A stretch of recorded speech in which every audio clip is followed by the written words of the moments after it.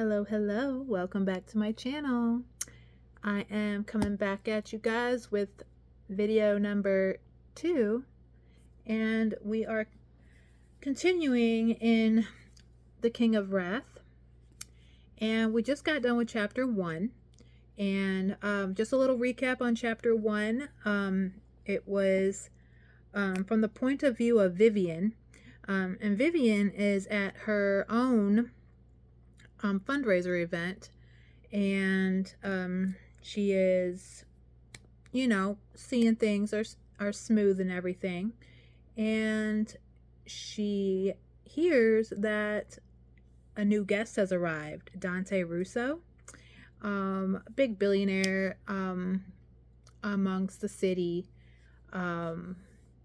He's a big name, someone you probably don't want to mess with. Then she gets a call from her father. She takes it, and big news, important news that he's got to spill to her. We're getting ready to find out what that news is. So let's hop right in to chapter 2. Still with Vivian's point of view. Chapter 2, Vivian. My parents' living room looks like something out of an Architectural Digest spread. Tuft settees sat at right angles to carved wood tables. Porcelain tea sets jostled for space next to priceless tchotchkes. Even the air smells cold and impersonal, like generically expensive freshener. Some people had homes. My parents had a showpiece. Your skin looks dull. My mother examined me with a critical eye. Have you been keeping up with your monthly facials? She sat across from me, her own skin glowing with pearlescent luminosity. Yes, Mother. My cheeks ached from the forced politeness of my smile. I'd stepped foot into my childhood home 10 minutes ago, and I've already been criticized for my hair, too messy, my nails, too long, and now my complexion. Just another night at the Lau Manor. Good. Remember, you can't let yourself go, my mother said. You're not married yet. I held back a sigh. Here we go again. Despite my thriving career in Manhattan, where the event planning market was more cutthroat than the designer sample sale, my parents were fixated on my lack of a boyfriend and therefore lack of marital prospects. They tolerated my work, but it was no longer fashionable for heirs to do nothing, but they were salivating for a son-in-law, one who can increase their foothold in the circles of the old money elite. We were rich, but we would never be old money, not in this generation. I'm still young, I said politely. I have plenty of time to meet someone. I was only 28, but my parents acted like I was shriveled like the crypt keeper the second midnight struck on the 30th birthday. You're almost 30, my mother countered. You're not getting any younger, and you have to start thinking about marriage and kids. The longer you wait, the smaller the dating pool becomes. I am thinking about it. Thinking about a year of freedom I've never left behind before I'm forced to marry a banker with a numeral after his last name. As for getting younger, that's what Botox and plastic surgery is for. If my sister were here, she would have laughed. Since she wasn't, my joke fell flatter than the poorly baked souffle. My mother's lips thinned. Beside her, my father's gray, thick-tipped brows formed a stern V over the bridge of his nose. 60 years old, spry and fit, Francis Lau looked every inch of a self-made CEO. He'd expanded Lau Jewels from a small family-run shop to a multinational behemoth of 3 decades, and a silent stare from him was enough to make me shrink back against the couch cushions. Every time we bring up marriage, you make a joke. His tone seeped with disapproval. Marriage is not a joke, Vivian. It's an important matter for our family. Look at your sister. Thanks to her, we're now connected to the royal family of Eldora. I bit my tongue so hard the taste of copper filled my mouth.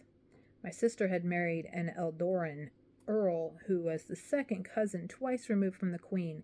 Our connection to the small European kingdom's royal family was a stretch, but in my father's eyes, an aristocratic title was an aristocratic title. Right? I know it's not a joke, I said, reaching for my tea. I needed something to do with my hands, so it's also not something I need to think about right now. I'm dating, exploring my prospects. There are plenty of single men in New York. I just have to find the right one. I left out the caveat. There were plenty of single men in New York, but the pool of single, straight, non-douchey, non-flaky, non-disturbingly eccentric men was much smaller. My last date tried to rope me in to a seance to contact his dead mother so she can meet me and get her approval. Needless to say, I never saw him again. But my parents didn't need to know that. As far as they were concerned, I was dating handsome trust fund scions left and right. We've given you plenty of time to find a proper match these past 2 years. My father sounded unimpressed by my spiel. You haven't had a single serious boyfriend since your last relationship. It's clear you don't feel the same urgency we do, which is why I took matters into my own hands. My tea froze halfway to my lips. Meaning? I thought the important news he'd alluded to had to do with my sister or the company, but what if? My blood iced. No, it can't be. Meaning I've secured a suitable match for you. My father dropped the bombshell with little to no warning or visible emotion. It took me a bit of work on my end, but the arrangement has been finalized. I've secured a suitable match for you. The fragments from his declaration blasted through my chest and nearly cleaved my outward composure in half. My teacup clattered back on its plate, earning me a frown from my mother. For once I was too busy processing to worry about her disapproval. Arranged marriages were common practice in our world of big business and power plays. Where marriages weren't love matches, they were alliances. My parents married my sister off for a title, and I'd known my turn was coming. I just hadn't expected it to come so soon. A bitter cocktail of shock, dread, and horror sliced down my throat. I was expected to enter a lifetime contract after quite a bit of work on my father's end. Just what every woman wants to hear. We've let you drag your feet too long, and this match will be enormously beneficial for us, my father continued. I'm sure you'll agree once you meet him at dinner. The cocktail turned into poison and ate away at my insides. Dinner? As in tonight's dinner. My voice sounded distant and strange, as if I was hearing it in a bad dream. Why didn't you tell me earlier? Being ambushed with news of an arranged marriage match was bad enough. Meeting my future fiancé with zero preparation was 100 times worse. No wonder my mother was being even more critical than normal. She was expecting her future son-in-law as a guest. My stomach lurched, and the possibility of expelling its contents all over my mother's prized Persian rug inched closer to reality. Everything was happening too fast. The dinner summons, the news of my engagement, its impending meeting. My mind whirled from trying to keep up. He didn't confirm it until today, too. Scheduling complications. My father smoothed a hand over his shirt. You'll have to meet him eventually. It doesn't matter whether it's tonight, a week, or a month from now. Actually, it does matter. There's a difference between being mentally prepared to meet my fiancé and having him thrown in my face with no warning. My retort simmered on low, destined never to reach to full boil. Talking back was strictly forbidden in the Lau household. I was beholden to its rules even as an adult, and disobedience was always met with swift punishment or sharp words.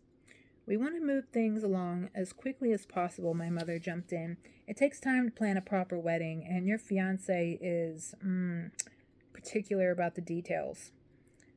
Funny how she was already calling him my fiance when I haven't even met the man yet. Molde V named him one of the world's most eligible bachelors, under 40 last year. Rich, handsome, powerful. Honestly, your father outdid himself. My mother patted my father's arm, her face glowing. I haven't seen her this animated since she scored a seat on the Boston Society Wine Auctions Planning Committee last year. That's great. My smile wobbled from the effort of keeping itself intact. At last, my match probably had all of his teeth. I wouldn't have put it past my parents to marry me off to some discrepant billionaire on his deathbed. Money and status came first. Everything else came at a distant second. I took a deep breath and willed my mind not to spiral down that particular path. Get it together, Viv. As upset as I was at my parents for springing this on me, I could freak out later, after I got through this evening. It wasn't like I can say no to the match. If I did, my parents would disown me. Plus, my future husband, my stomach lurched again, would be here in any minute, and I couldn't make a scene. I wiped a palm against my thigh. My head felt dizzy, and I clutched to the mask I always wore at home. Cool, calm, respectable. So, I swallowed my bile and forced a light tone. Does Mr. Perfect have a name, or is he known only by his net worth? I didn't remember everyone who'd been at the Moldavi's list, but the people I did remember didn't inspire much confidence.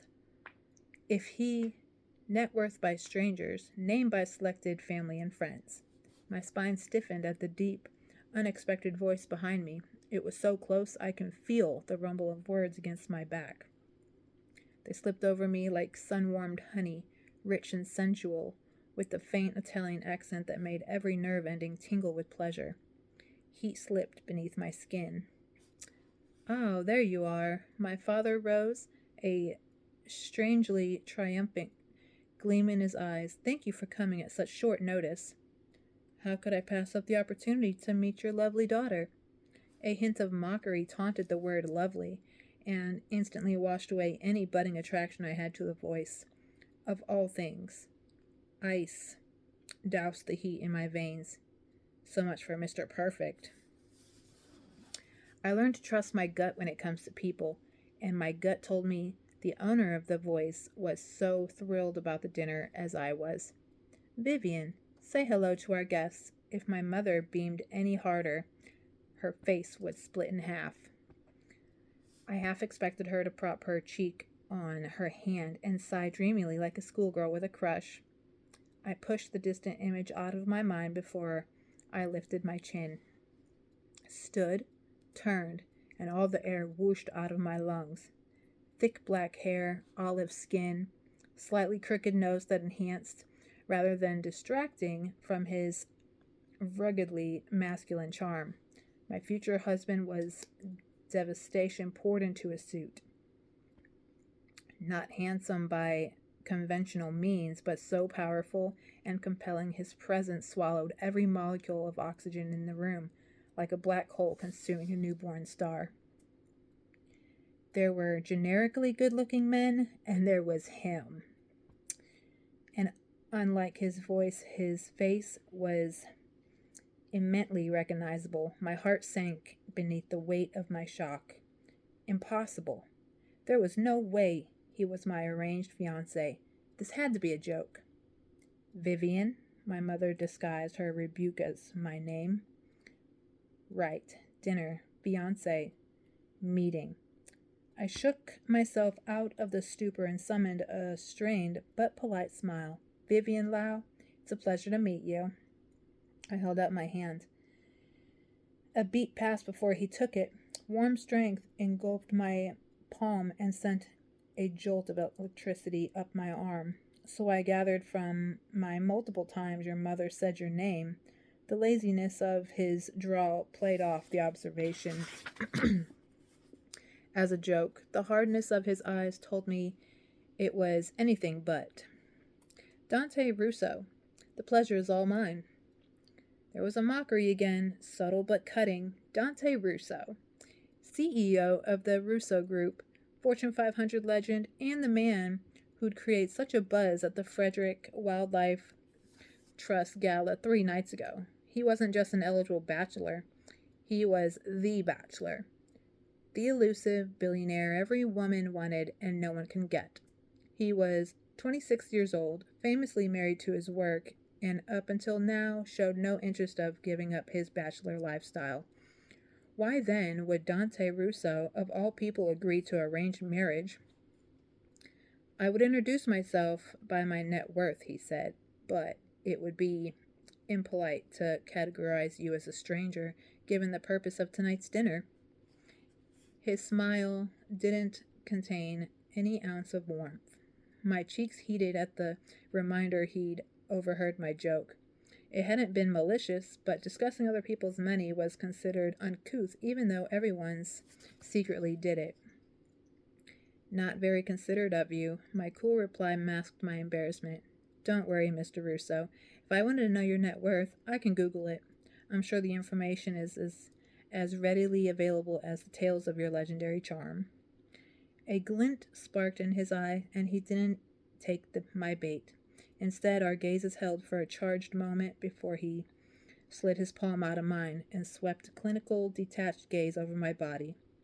My hand tingled with warmth, and everywhere else, coolness touched my skin like the indifference of a god faced with a moral. I stiffened again beneath Dante's scrutiny, suddenly hyper-aware of the Cecilia Lau-approved tweed skirt suit, pearl studs, and low-heeled pumps. I'd even swapped out my favorite red lipstick in favor of the neutral color she'd preferred. This was my standard uniform for visiting my parents, and judging by the way Dante's lips thin, he was less than impressed. A mix of unease and irritation twisted my stomach when those dark, unforgiving eyes found mine again. We'd exchanged only a handful of words, yet I already knew two things with gut certainty. 1, Dante was going to be my fiancé.